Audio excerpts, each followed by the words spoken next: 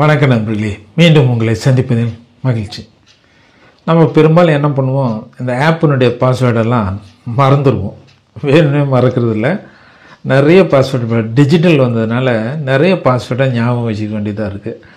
அதனால் என்ன பண்ணுவோம், அடிக்கடி யூஸ் பண்ணலான்னாவோ இல்லை அவசரத்தில் நம்ம தப்பாக போட்டாவோ அதை மறந்துடுவோம்.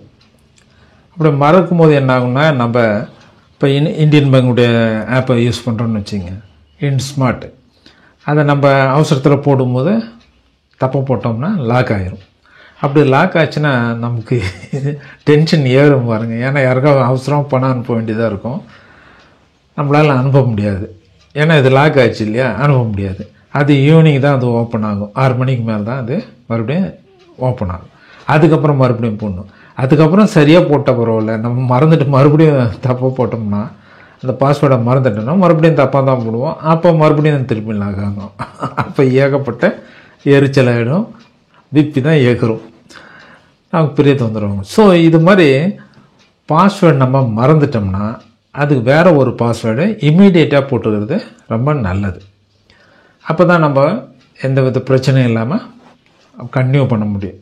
நம்ம டிரான்சாக்ஷன் கன்டினியூ பண்ண முடியும். யாருக்காச்சும் பணம் அனுப்புறதுனா பண்ணலாம், அதில் வேறு ஏதாவது அக்கௌண்ட் ஓப்பன் பண்ணுறதும் ஓப்பன் பண்ணலாம், க்ளோஸ் பண்ணுறதுனா க்ளோஸ் பண்ணலாம். இது மாதிரி எல்லா விஷயத்துக்கும் நம்ம அந்த பாஸ்வேர்டை பயன்படுத்திக்கலாம். ஸோ அந்த பாஸ்வேர்டு மறந்துட்டோம்னா மறுபடியும் எப்படி அந்த பாஸ்வேர்டை நம்ம புதுசாக போட்டுக்கிறது அப்படின்றத பற்றி தான் நான் இந்த வீடியோவில் உங்களுக்கு சொல்லப்பேன். இதெல்லாம் நிறைய பேர் அவதிப்பட்டிருப்பாங்க, எனக்கு தெரியும். அது பட்டுருக்கிறாங்கன்னு தெரியும். நானும் அது மாதிரி மறந்துட்டு சில சமயம் கஷ்டப்பட்டுருக்கேன். ஸோ இந்த பாஸ்வேர்டை எப்படி மறந்துட்டால் எப்படி மறுபடியும் செட் பண்ணுறது அப்படின்றத இப்போ நம்ம பார்க்கலாம். அந்த ஆப்பை நீங்கள் முதல்ல ஓப்பன் பண்ணிக்கிறீங்க. ஆப்பை ஓப்பன் பண்ணுறீங்க. இந்தியன் பேங்குடைய ஆப்பு தாங்க சொல்கிறேன், நீங்கள் வேறு பேங்க் இது நினச்சிடாதீங்க. இந்தியன் பேங்கினுடைய ஸ்மார்ட் ஆப்பை பற்றி தான் நான் இப்போ சொல்கிறேன். அதனுடைய பாஸ்வேர்டு மறந்துடுறீங்க, டிரான்சாக்ஷன் பாஸ்வேர்டை மறந்துடுறீங்க. இப்போ அதுக்கு என்ன பண்ணலாம், அந்த ஆப்பை நீங்கள் தொட்டிங்கன்னா அது ஓப்பன் ஆகிடும். ஓப்பன் ஆனால் ஒரு ஃபஸ்ட்டு பேஜ் காமிக்கும். அந்த ஃபஸ்ட்டு பேஜில் லாகின் பாஸ்வேர்டு கேட்கும். பெரும்பாலும் லாகின் பாஸ்வேர்டு யாரும் மறக்க மாட்டாங்க. அப்படி மறந்துட்டாக்க அந்த லாகின் பாஸ்வேர்டு எப்படி க்ரியேட் பண்ணுறதுன்னு இன்னொரு வீடியோவில் நான் சொல்கிறேன். இந்த வீடியோவில் டிரான்சாக்ஷன் பாஸ்வேர்டு மட்டும் சொல்கிறேன், எப்படி செட் பண்ணுறதுன்னு சொல்கிறேன். டிரான்சாக்ஷன் பாஸ்வேர்டு மட்டும். இப்போது லாகின் பண்ணுறதுக்கு என்ன பண்ணுவோம், லாகின் பாஸ்வேர்டை போடுறோம். லாகின் பாஸ்வேர்டை பாஸ் ஆகிடுது. உடனே அடுத்த பேஜ், அதாவது நியூ பேஜ் ஓப்பன் ஆகிடுது. லாகின் ஆகிடும், உள்ளே போயிடும். உள்ளே போனோடனே ஃபஸ்ட்டு பேஜ் உங்களுக்கு ஓப்பன் ஆகும். அந்த ஃபஸ்ட்டு பேஜில் நீங்கள் பார்த்தீங்கன்னா இந்த லெஃப்ட் சைடில் கார்னரில், டாப் கார்னரில் 3 சின்ன கோடுங்க இருக்கும். எல்லோ கோடு 3 கோடு இருக்கும். அந்த கோடை நீங்கள் டச் பண்ணணும். அந்த 3 கோடை நீங்கள் டச் பண்ணிங்கன்னா வரிசையாக உங்களுக்கு மெனு வரும். அதை ஒவ்வொரு மெனுவாக பார்த்தீங்கன்னா உங்களுக்கு கீழே கிட்டத்தட்ட கடைசியில் வந்து செட்டிங்ஸ்னு ஒரு மெனு இருக்கும்.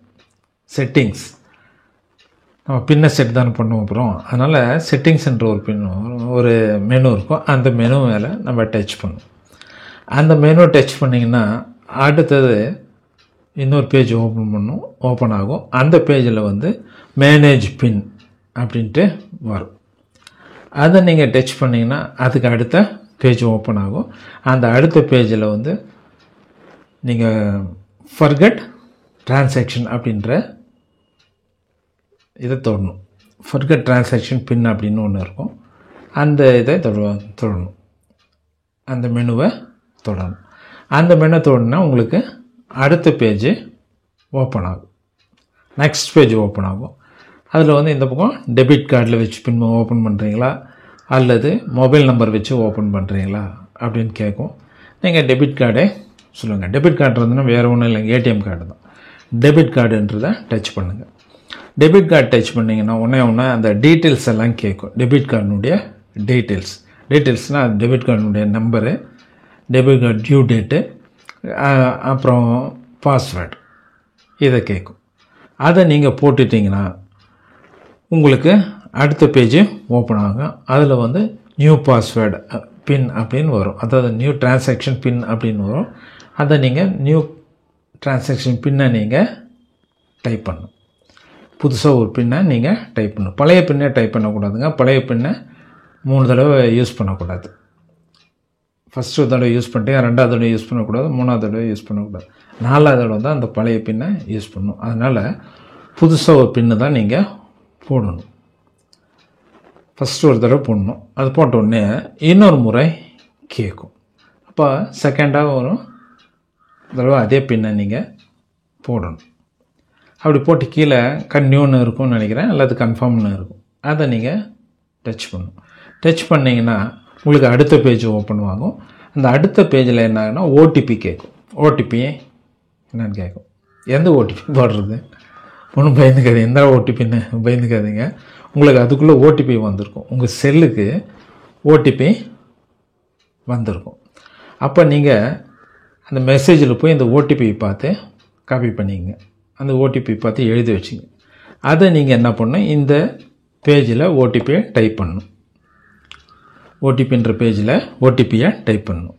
ஓடிபியில் டைப் பண்ணி கீழே கன்டினியூவோ அல்லது கன்ஃபார்மோ அப்படின்னு இருக்கும். அதை நீங்கள் கொடுத்துட்டிங்கன்னா அப்போது டிரான்சாக்ஷன் பின் செட் சக்ஸஸ்ஃபுல்லி அப்படின்னு வந்துடும். டிரான்சாக்ஷன் பின் செட் சக்ஸஸ்ஃபுல்லின்னு வந்துடும். அதாவது டிரான்சாக்ஷன் பின் நீங்கள் சக்ஸஸ்ஃபுல்லாக செட் பண்ணிட்டீங்க அப்படின்ட்டு வந்தோம். இனிமேல் நியூ டிரான்சாக்ஷன் பின்னு தான் போடணும். இப்போ புதுசாக செட் பண்ணிங்களே அந்த டிரான்சாக்ஷன் பின்னு தான் போடணும். இப்படி தான் புதுசாக ஒரு டிரான்சாக்ஷன் பின்னை செட் பண்ணுறதுக்கு வழிமுறை. அதாவது நீங்கள் மறந்துட்டிங்கன்னா, டிரான்சாக்ஷன் பின்னை மறந்துட்டிங்கன்னா புதுசாக எப்படி செட் பண்ணுறதுன்னா இதுதான் வழிமுறை. இதை உங்களுக்கு நான் சொன்னது உங்களுக்கு ஞாபகம் இல்லைன்னா இந்த வீடியோவோட விட்டு இந்த வீடியோ ரன் பண்ணும்போது நீங்கள் ஒரு நோட் புக்லேயோ இல்லை உங்களுக்கு வேண்டிய ஒரு புக்கில் குறித்து வச்சுங்க. ஃபஸ்ட் ஸ்டெப் எது, செகண்ட் ஸ்டெப் எது, தேர்ட் ஸ்டெப் எது அப்படின்னு குறித்து வச்சுங்க. நேவிகேஷன், அந்த நேவிகேஷனை குறித்து வச்சுக்கிட்டிங்கன்னா உங்களுக்கு அதை வச்சு நீங்கள் டக்குன்னு ஓப்பன் பண்ணிங்க. டக்குன்னு நீங்கள் பின்னை செட் பண்ணுறதுக்கு ஈஸியாக இருக்கும். நானே அப்படி தான் பண்ணுவேன். புதுசாக ஒன்று இருந்துச்சுன்னா அதை குறிப்பை எடுத்து வச்சுக்கிட்டு அதை வச்சு தான் நான் வந்து செல்லில் செட் பண்ணுவேன். ஸோ இதுதான் டிரான்சாக்ஷன் பின்னு மறந்துட்டால் புதுசாக பின் செட் பண்ணுறது வழிமுறை. ஸோ இது உங்களுக்கு ஈஸியாக தான் இருக்கும்னு நினைக்கிறேன். 2-3 தடவை நீங்கள் வீடியோ பார்த்தீங்கன்னா உங்களுக்கு ரொம்ப ஈஸியாக போயிடும். ஸோ இந்த வீடியோவை பாருங்கள். இந்த வீடியோ உங்களுக்கு ரொம்ப யூஸ்ஃபுல்லாக இருக்கும்னு நினைக்கிறேன். அடிக்கடி பின்னு மறந்துடுறவங்களுக்கு ரொம்ப யூஸ்ஃபுல்லாக இருக்குன்னு, ஏன் மாதிரி மறந்துடுறவங்களுக்கு ரொம்ப யூஸ்ஃபுல்லாக இருக்கும். ஸோ இது உங்களுக்கு யூஸ்ஃபுல்லாக இருந்தால் இந்த வீடியோவை லைக் பண்ணுங்கள், நண்பர்களுக்கு ஷேர் பண்ணுங்கள். சப்ஸ்கிரைப் பண்ணாமல் இருக்கிறவங்க சப்ஸ்கிரைபும் பண்ணுங்கள். நன்றி, வணக்கம்.